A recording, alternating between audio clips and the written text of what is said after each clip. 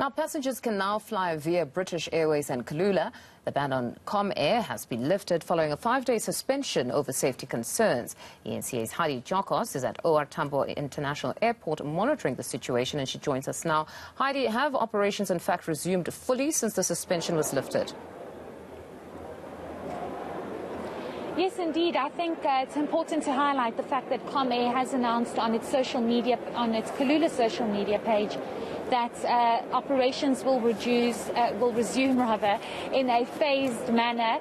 So this means that not all flights will happen immediately. Of course, they need to make sure that they have all the aircraft where they need to be, also making sure that staff are where they need to be, because when the suspension kicked off on Saturday, you had staff in various places and aircraft in various cities as well, so it's a bit difficult for them to try and get that process back to where it should be.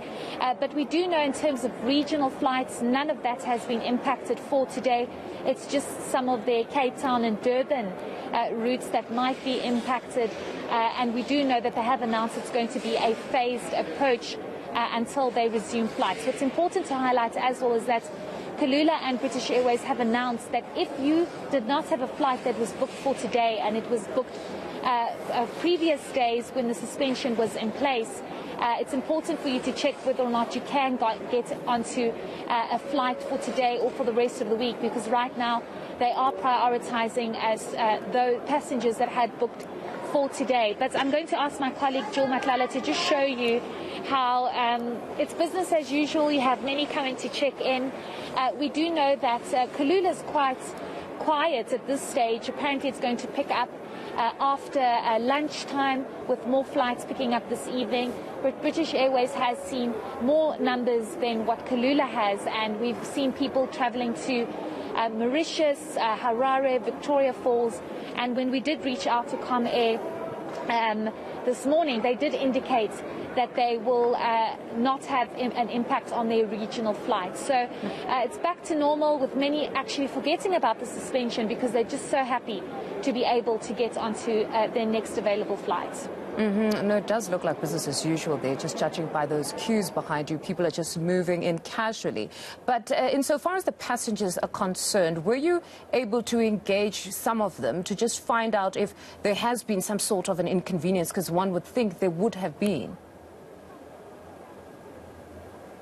Yes, certainly, Mfundo, and I think the images that we saw here on Sunday, with some passengers even screaming and shouting and banging the counters saying they want a refund, you've definitely seen passengers saying that this has been a complete inconvenience. And I think the biggest thing that's come out here is the fact that many of the passengers have indicated that there has been no clear communication from Comair to say that there's been a suspension. The one gentleman who actually didn't want to speak on camera said that what makes him even more frustrated is that he was able to book a flight on Monday, if I'm not mistaken, and the suspension was still in place. So he says, why was even allowed for passengers, or an option was given for passengers to even book if they knew that the suspension was still in place?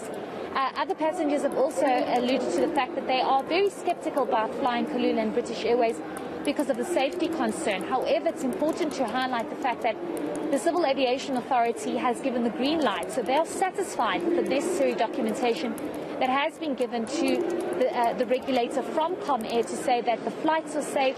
Should a flight take off, it will be safe and secure, and nothing needs to be worried about, especially after the 2 engine failures in Feb and March. So passengers are skeptical, passengers have been inconvenienced, some even speaking to the fact that a lot of them wanted a refund, but they can't get a refund because Comair is only issuing out vouchers for a next ticket for future or whenever an individual wants to travel. So there's a lot of aspects here at play, but at the end of the day, I think the most important is that the Civil Aviation Authority finds it's safe for Comair to take to the skies.